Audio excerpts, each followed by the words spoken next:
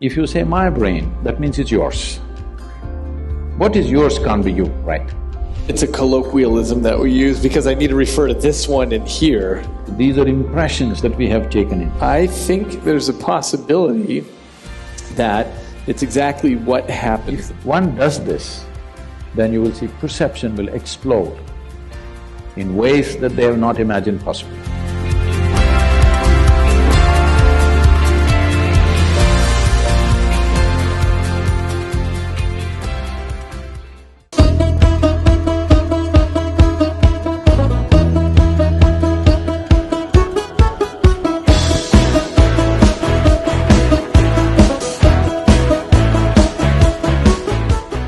What is the you that can be separated from the physical? Is it a fact that you gathered your body over a period of time? It's a fact that this body gathered together over a period of time, and it may be that I emerge as a consequence of that, this feeling of I, as opposed to me doing the gathering. Tell me, you've been having lunch and dinner or… Have I been having lunch and dinner? Yeah. Yeah, this dynamic accumulation has been eating plenty, yeah. So what you refer to as my body right now is an accumulation of food. It's a heap of food. Not a pleasant way to describe you, but it is. What you call as my mind, largely in people's experience, is an accumulation of impressions over a period of time. So, if you have to gather this much of impressions and this much of body, something more fundamental must be there, isn't it? Houston, Texas is an accumulation of roadways and buildings, but we wouldn't say that Houston was there and then gathered. You are not a piece of geography. You are not a piece of geography, are you? Well, I may be exactly that, a physical being. I'll tell you why, from my perspective, that seems like a possibility.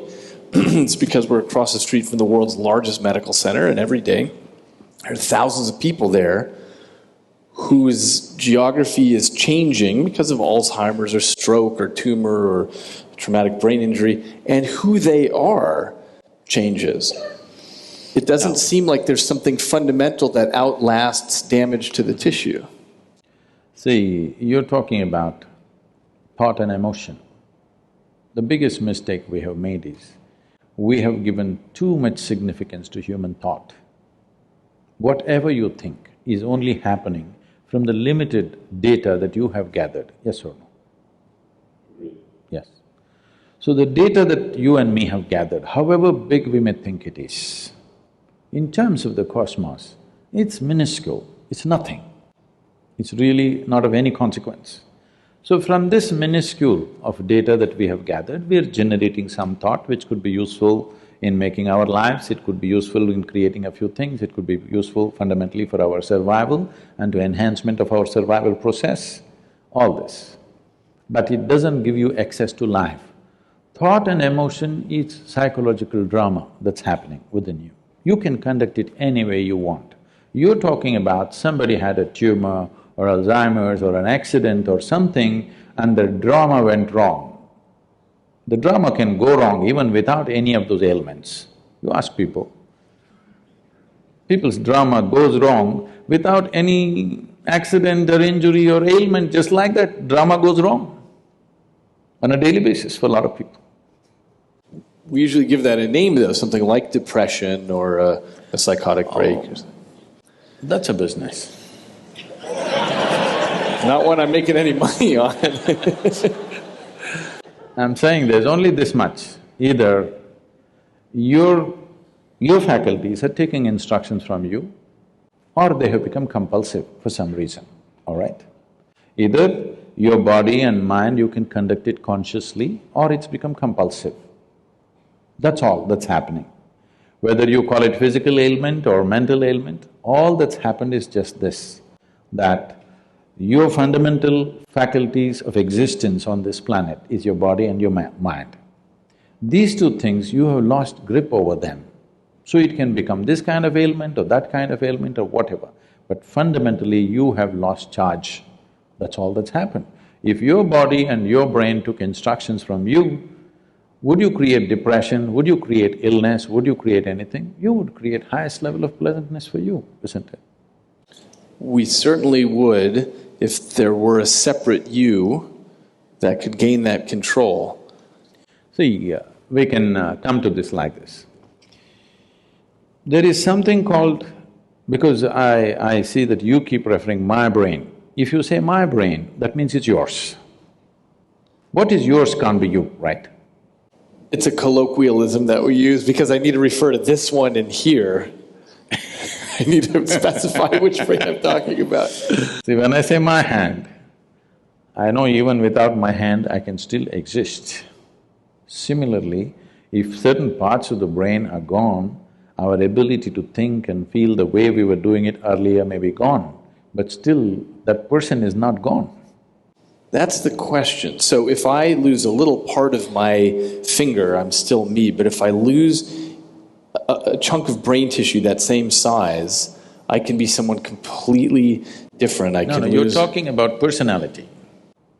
Personality is again an acquired thing. Beyond personality, I can lose memory, I can lose consciousness, of course, I can lose the ability to perceive reality the way that we do now. I might become colorblind because of a lesion, because of damage to a particular part of my brain. I lose the ability to understand what objects are. Okay, let's come to this.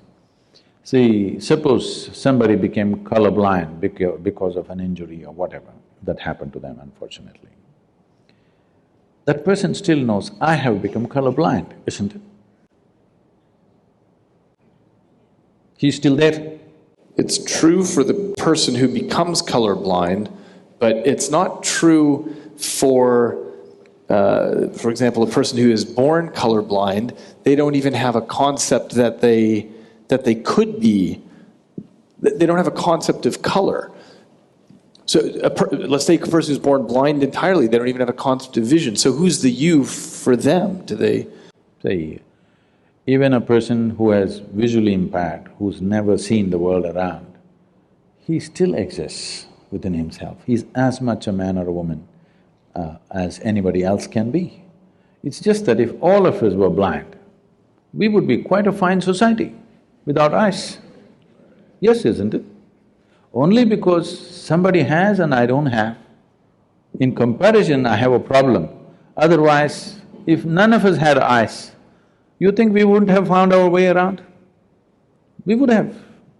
Maybe not the same way, in a different way. Oh, I totally agree, because in so many dimensions… There are mammals who are flying by, sound. Yeah. Well, there are so many dimensions that we are blind to now. So what we call visible light is just a 1/10 trillionth of the electromagnetic spectrum that's out there. We only detect a little bit. In some branches of physics, it seems there might be between 10 to 13 spatial dimensions, not just these three, and yet we're trapped in these. We are moving away from consciousness to perception. But my point is, we're already blind to most of the world. So I agree with you that, okay, so let's move back to perception. You cannot disagree that your life, you're a piece of life, I'm a piece of life, everybody is. What kind of personalities we have acquired, what kind of likes and dislikes we have acquired, what kinds of gods and demons we have acquired, what kinds of other things we've acquired is a social process that's happened to us, cultural and social process. If you were born in a different part of the world, it would be entirely different. Depending upon what we are exposed to, these are impressions that we have taken in, phenomenal amount of impressions. Leaving that aside, let's look at one fundamental. Whatever you gather, you can only claim it's mine. You cannot say it's me, isn't it? Whatever you gather. How do you mean? You mean your body? You say anything. I can say, this is my chair. If I sit here every day and then I say, this is me, then there's a problem.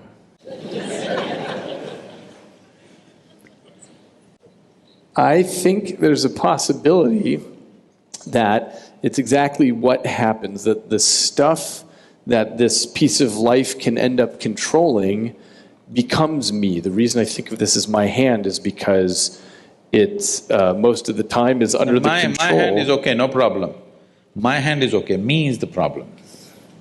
What did you say, me? My hand means it belongs to you, no problem with that. When it becomes me, then it leads to a completely distortion of perception.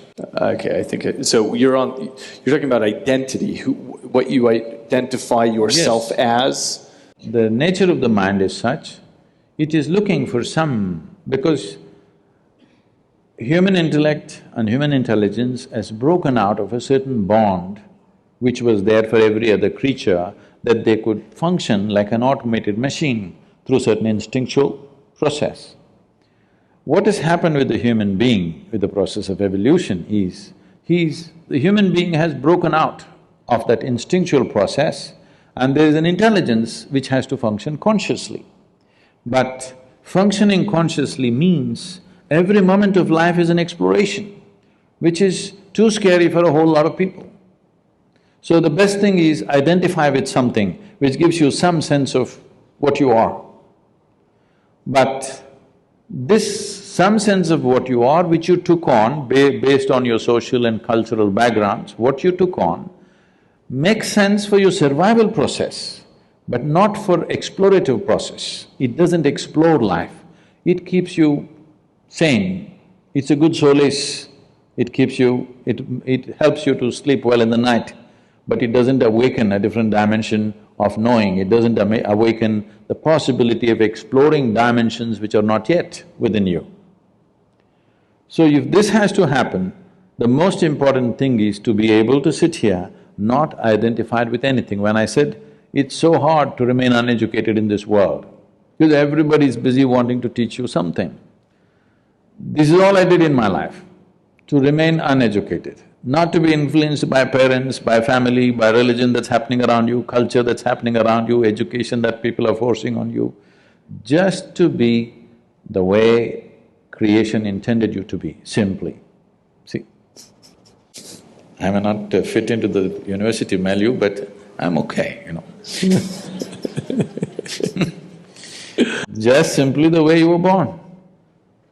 Not tangling up your intelligence to any particular thing, either your nationality or your religion or your race or your creed or your family or any kind of identity or your gender or whatever, simply to be able to view your life just as a piece of life.